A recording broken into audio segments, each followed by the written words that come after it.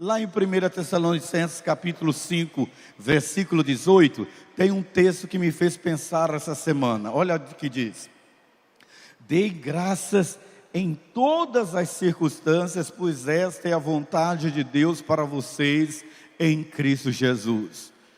Em tudo, por tudo. Senhor, isso não está certo. E aí eu comecei a pensar durante a semana sobre esse texto. Deem graças em todas as circunstâncias.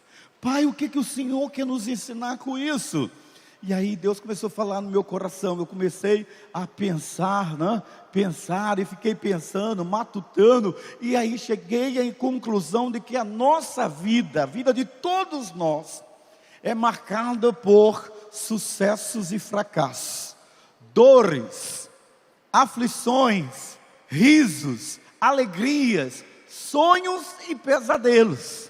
Alguns, com temor ao Senhor, conseguem se reinventar e viver uma vida de equilíbrio. Outros nem tantos. Mas por quê? Pastor, o senhor está falando dos não evangélicos? Não, eu estou falando de todos, quer evangélicos ou quer não.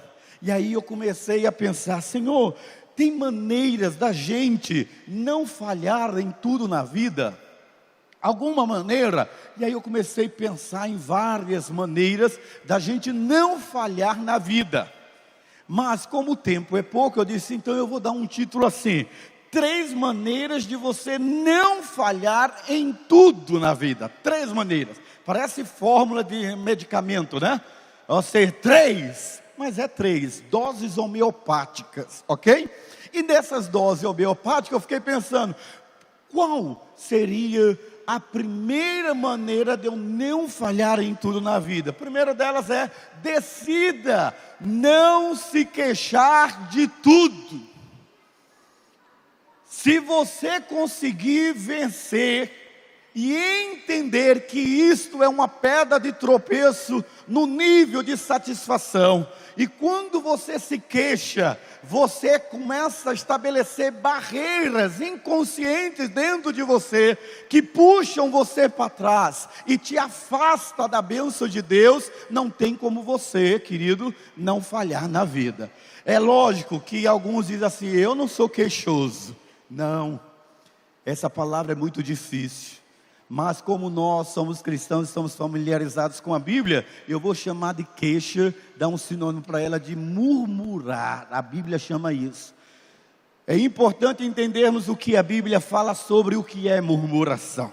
Na palavra nós aprendemos que a murmuração ela acontece em seguintes momentos: quando que o ser humano trilha para o caminho da murmuração?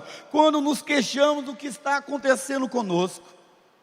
Quando nós somos arrogantes e entendemos que somos melhores ou maiores do que os outros. Quando nós passamos a levar uma vida de reclamação. Quando invejamos os que as pessoas são, os outros são e os que eles têm. E essas atitudes, queridos, representam uma falta de aceitação da nossa condição e nos leva à murmuração. Eu tinha uma colega na faculdade agora, né? Não a primeira que eu fiz. E eu comecei a andar com aquela senhora porque eu queria evangelizá-la. Mas ela tinha um espírito de reclamar de todo mundo e de todas as circunstâncias e de todas as situações. Em tudo ela conseguia ser pessimista. Mas a Bíblia diz lá em Judas capítulo 1 versículo 16 assim: esses são murmuradores, queixosos da sua sorte, andando segundo os seus desejos, e cuja boca diz coisas muito arrogantes, admirando as pessoas por causa de interesses. Queridão, olhe para mim, você que está em casa, você está aqui, seja forte.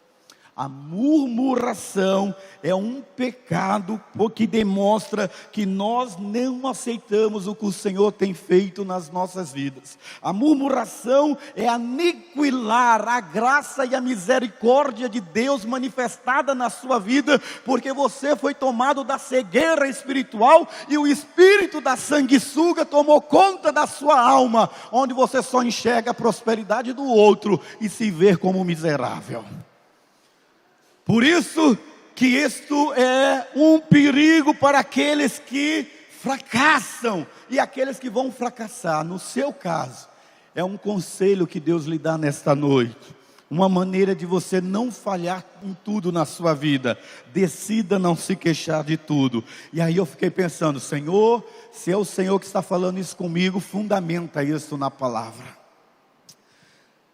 Deus me deu então 3 versículos. O primeiro deles fala de que o queixoso e o murmurador tem como alvo o seu próximo.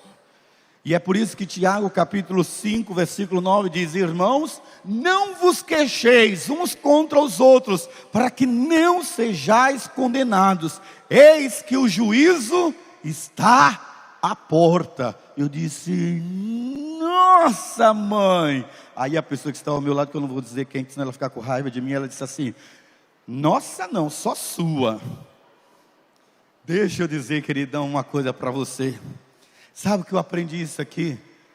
Esse versículo está dizendo que o cara que é queixoso, ele tem uma deficiência de caráter. O Espírito Santo de Deus não tocou nele ainda. Ele não é confiável.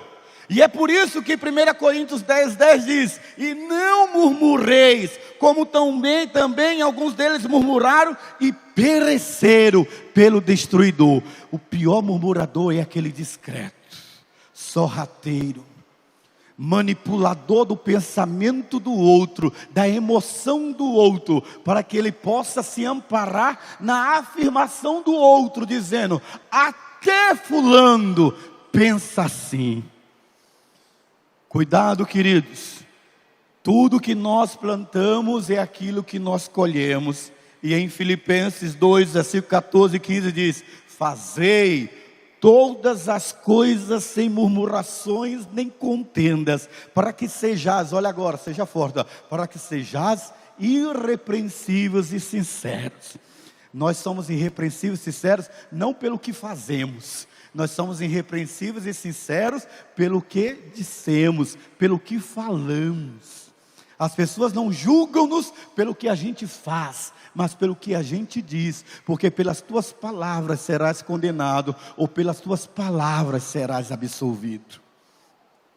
E aí o texto diz, filhos de Deus é o nosso alvo, inculpáveis, no meio de uma geração corrompida e perversa, entre a qual resplandeceis como astros no mundo, é o que Deus espera dos seus servos.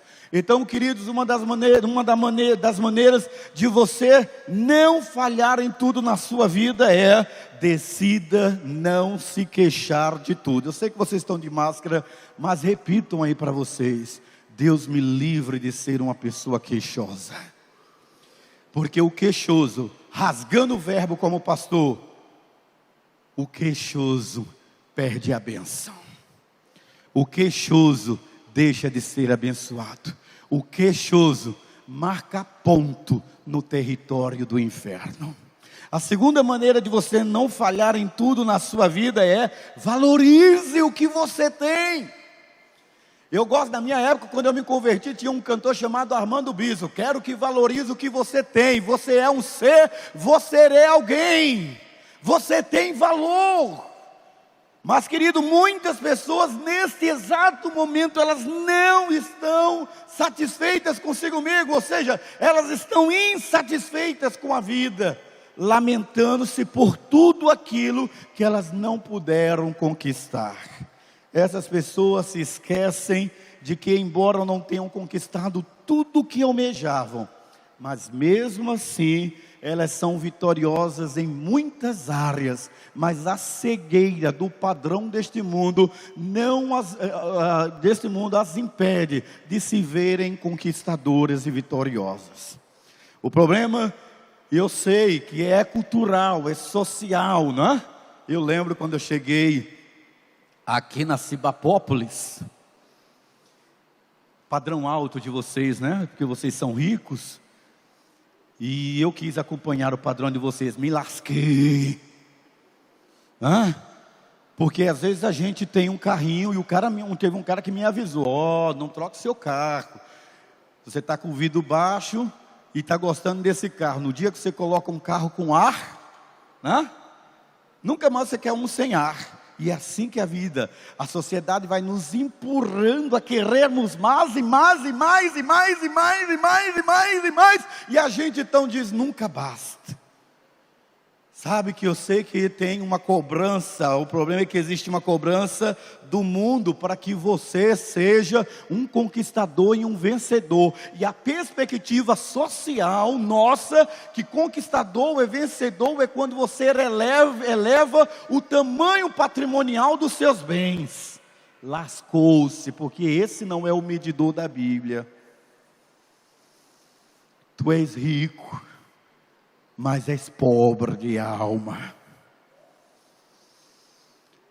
Então, querido, a gente se frustra demais quando não alcançamos a plenitude de tudo na perspectiva do mundo. Nos sentimos como se fôssemos fracassados. Mas eu quero dar uma boa notícia para você: isso não é verdade. Em Cristo Jesus, quando você colocou a fé nele, você já é um vencedor. Em Cristo Jesus, quando você coloca confiança nele, tendo ou não tendo, você sabe o valor da vida. E é por isso que Paulo escreve em Filipenses capítulo 4, versículo 11 e 13, ele diz: não estou dizendo isso por me sentir abandonado, pois aprendi a estar satisfeito com o que tenho. Eu sei que você está de máscara, mas dá um glorinha batista aí, dá glória a Deus. Ter um nível de contentamento. Sei o que é estar necessitado e sei também o que é ter mais do que é preciso. Aprendi, olha que coisa linda, aprendi o segredo de me sentir contente em todo lugar e em qualquer situação, quer esteja alimentado ou com fome, quer tenha muito ou tenha pouco. Com a força que Cristo me dá, eu posso enfrentar qualquer situação. Aleluia! Você é um crente aí de máscara bem forte, né? Querido, assim como o apóstolo Paulo, ele estava a falar aos filipenses: seja satisfeito com o que você tem. Uma das maneiras de você não falhar em tudo na sua vida é estar satisfeito com o que você tem. Mas isso é um discurso de acomodado. Não. Se você for fiel no pouco e sobre o muito, Deus te colocará. Porque Ele sabe o tamanho do seu sonho e o tamanho da sua fé. Paulo diz que aprendeu o segredo de estar bem em qualquer circunstância, porque através do poder de Cristo é possível passar por qualquer situação. Aprenda a valorizar o que você tem, queridão. Linda do papai. Aprenda a valorizar o que você tem. Talvez o seu casamento não tenha sido um conto de fadas com um final feliz, e o seu marido ou a sua esposa tenha te abandonado, mas hoje você tem filhos, você tem netos maravilhosos que se tornaram a razão do seu viver. Quem sabe o seu emprego não seja nem de perto o que você sonhou quando você estava na faculdade, se preparando para o mercado do trabalho, mas dê graças a Deus pelo salário que você tem todo mês, e não importa o tamanho desse salário, pode ter certeza que muitos gostariam de ter o salário do mês que você tem. Se eu ganhasse mais um pouquinho. Não vai ganhar não, porque você não sabe administrar o que você tem agora. Talvez você seja uma pessoa insatisfeita também com o seu corpo, né? Insatisfeito com os seus olhos, com os seus cabelos. Talvez você seja insatisfeita com tudo que há em você. Hoje eu estava conversando com o Benilda, né? Que está me dando comida de graça lá com o Arno na casa dele. É lógico. Benilda disse um negócio para mim que ela não pediu autorização para ela, mas eu vou dizer aqui. Benilda me fez pensar assim, ó. Quando você era criança, você tinha um corpo. Quando você era adolescente, você tinha um corpo. Quando você é jovem, você tem um corpo. Quando você se torna coroa, você tem um corpo. E quando você fica velho, você também tem outro corpo. Estou sentindo isso agora aqui, ó. Não tem jeito. Tem jeito. A gente tem que admitir que há um processo. E nesse processo, a gente não pode esquecer de agradecer a Deus pela saúde que nós temos. Agradecer a Deus pela liberdade de mobilidade que você tem. Agradecer a Deus porque muitos estão batalhando pela vida por causa de um câncer, de uma leucemia, de uma depressão. E você está aqui, ó, lindo, radiante, cheio de boticário.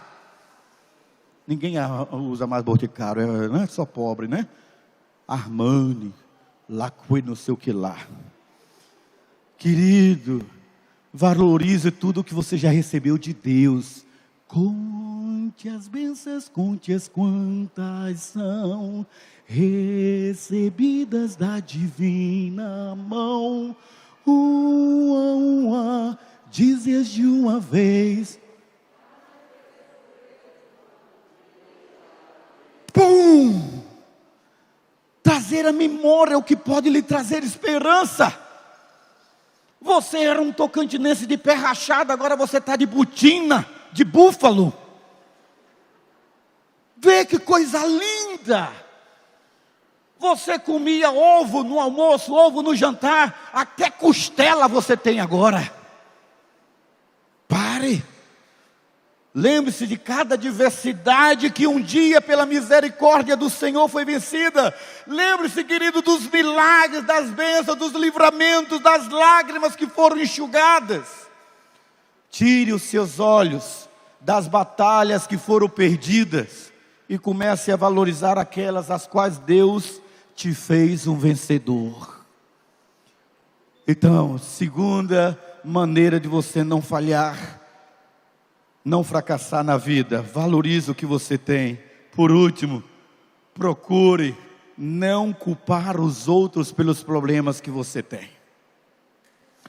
Nós mesmos somos responsáveis por tudo aquilo que fizemos e deixamos de fazer. Precisamos ser homem, como diz o pastor Joelso, arcar com as consequências. Eu acho isso uma questão de maturidade, saber entender que somos os únicos responsáveis por tudo que aconteceu ou acontece em nossas vidas. Nós somos frutos das nossas escolhas. Até o momento que você pode dizer, mas é raro comigo. Você não pode mudar o cenário de quem errou com você, mas você pode mudar o resultado que foi provocado em você dos que erraram contra você. E sendo assim, queridos, eu tenho que dar um conselho para você: pare de procurar culpados para o que deixou de acontecer na sua vida. E pense no que pode vir a acontecer a partir da sua capacidade resiliente de se reinventar na presença do Senhor. Eu acho tão engraçado que isso é peculiar a todo ser humano. Foi assim com Adão, quando Deus disse para ele: você comeu do fruto. Ele diz: a mulher que tu me deste.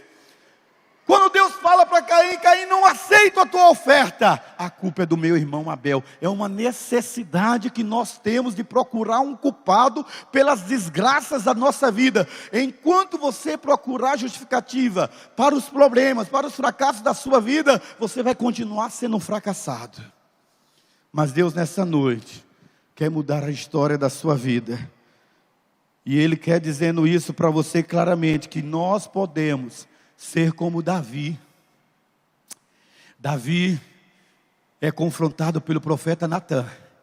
E quando Natã diz para ele assim: você é um assassino. Sabe o que foi que Davi fez? Eu sou. Ele confessou: eu matei mesmo. Então, seu pecado está perdoado. Você não morrerá. É uma exceção. Mas nesta noite, olhe para mim, seja forte. Pare de culpar a sua sogra. Pare de culpar a sua mãe. Pare de culpar o seu pai. Pare de culpar os outros pelos fracassos da sua vida. A partir de hoje, Não busque culpados, busque um herói. E esse herói da sua história tem que ser Deus reinando na sua vida. Paulo escreve em Colossenses capítulo 1, versículo 10 e 14, ele diz: isso para que vocês vivam de maneira digna do Senhor, em tudo possam agradá-lo, frutificando em toda boa obra, crescendo no conhecimento de Deus e sendo fortalecidos com todo o poder, de acordo com a força da sua glória, para que tenham toda perseverança e paciência com alegria, dando graças ao Pai que nos tornou dignos de participar da herança dos santos no reino da luz, pois Ele nos resgatou do domínio das trevas e nos transportou para o reino do seu Filho amado, em quem temos a redenção, a saber, o perdão dos nossos pecados. Amém? Vamos ficar em pé? Você que está em casa, você que está aqui, querido. Você não precisa fracassar em tudo na sua vida. Mas para você não fracassar em tudo na sua vida, você tem que decidir parar de queixar-se, de ficar murmurando. Você precisa valorizar o que você tem. E você precisa parar de buscar culpados pelos erros e os problemas da sua vida. Esse é um momento seu e Deus, de pedir perdão a Deus pela sua boca de murmuração. Esse é um momento seu com Deus, de você dizer: Senhor, me perdoe, porque eu não agradeço pelo que eu tenho, pela casa que eu tenho, pela esposa que eu tenho, pelo casamento que eu tenho, pela vida que eu tenho. Deus, eu libero as pessoas que eu culpo e que eu atribuo aos serem responsáveis pelos fracassos da minha vida. Ninguém, ainda que tenham errado comigo, não serão mais alvos para eu me esconder das situações emperradas na minha vida. Sabe por quê? Porque se você colocou a sua vida nas mãos de Jesus, Ele te arrancou do reino das trevas e te transportou para um reino de luz, um reino de paz, um reino de segurança. Se você já fez essa decisão, então, deixando as coisas para trás ficam, prossiga para o alvo do prêmio da soberana vocação de Deus. Se você ainda é um frequentador de igreja, alguém simpatizante ao evangélico, mas ainda não colocou a sua vida em Cristo Jesus, então você está dando margem para espíritos assediadores continuar aprisionando o seu coração. Você pode até ser um membro de igreja, mas ainda é um rato perdido no esgoto de sentimentos que te aprisionam a cadeias infernais. Você precisa de libertação. Ser evangélico deveria ser sinônimo de libertação, mas não é. Porque se você ainda é murmurador, se você não valoriza o que Deus lhe deu, e se você ainda procura culpados para os seus problemas, você ainda não conheceu a graça, e Deus quer lhe dar esta graça.